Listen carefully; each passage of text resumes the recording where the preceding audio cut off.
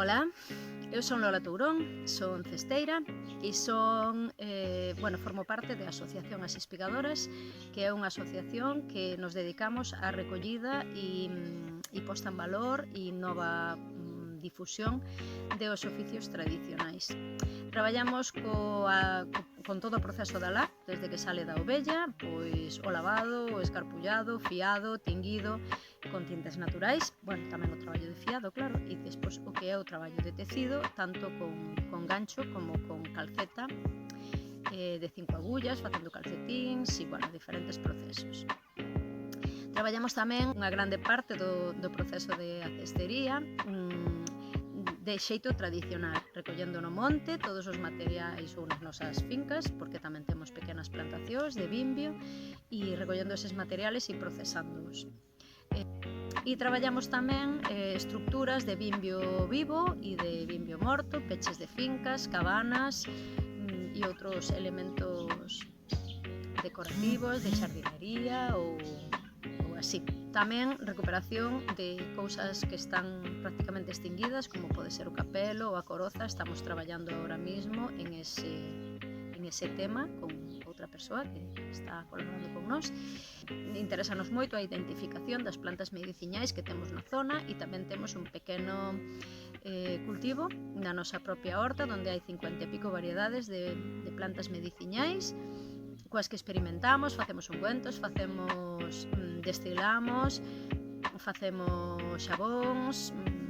vamos probando diferentes produtos e tamén menciñas, tipo tinturas, cousiñas que vamos precisando para o noso uso habitual. Difundimos todo isto a través de obradoiros de formación que se poden ver na nosa páxina de Facebook, e tamén temos un Telegram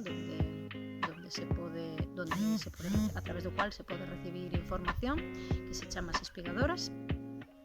e estamos na zona de Portomarín. Facemos o traballo principalmente en diferentes aldeas desta zona,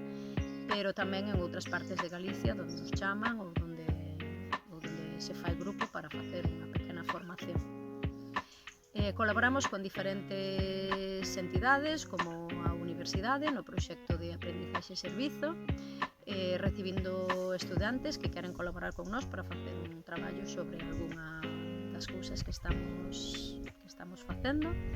e temos tamén un pequeno documental que fixeron eles, que está colgado no YouTube, no canal de As Espigadoras. Despois, parecenos moi importante a conservación das sementes tradicionais, entón tamén facemos traballo de recollidas nas nosas hortas, e algunha vez se fan formacións para ver como se recollen e se procesan estas sementes tamén. E despois sementamos as nosas propias sementes sempre que é posible, e tamén facemos un intercambio aquí en Cabo Recelle, que suele ser en febreiro ou así, e que é libre, pode vir todo o mundo coas súas sementes e levar o que haxa no encontro tamén. Parecenos moi importante a conservación e a difusión de todas estas cousas que son saberes tradicionais que se están perdendo cada día, ou que xa se perderon, e que consideramos que en estas labores está todo o coñecemento que precisamos, tanto a cestería para bioconstrucción, estructuras, te podes facer a casa completa coas técnicas de cestería, co traballo da lã podes facer todas as parte das prendas que precisas para vestirte, que ademais son naturais, abrigosas e tamén respetuosas co medio, porque as ovellas tamén hai que rapalas, chega un momento que non precisan esa capa e non a soportan cando fai calor, entón tamén hai que quitárllelas, así que é un aproveitamento tamén desos materiais. Pensamos que o máis importante para que o rural siga vivo é habitalo, por eso empezamos por aí. Prácticamente todas temos un vínculo ou vivimos no rural, e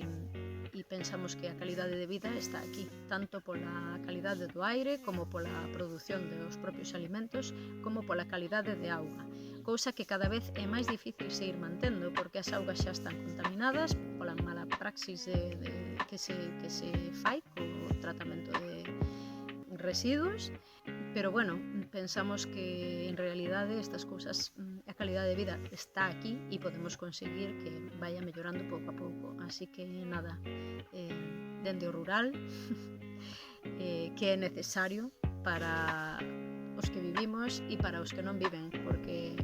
a calidade do aire, como decimos, pois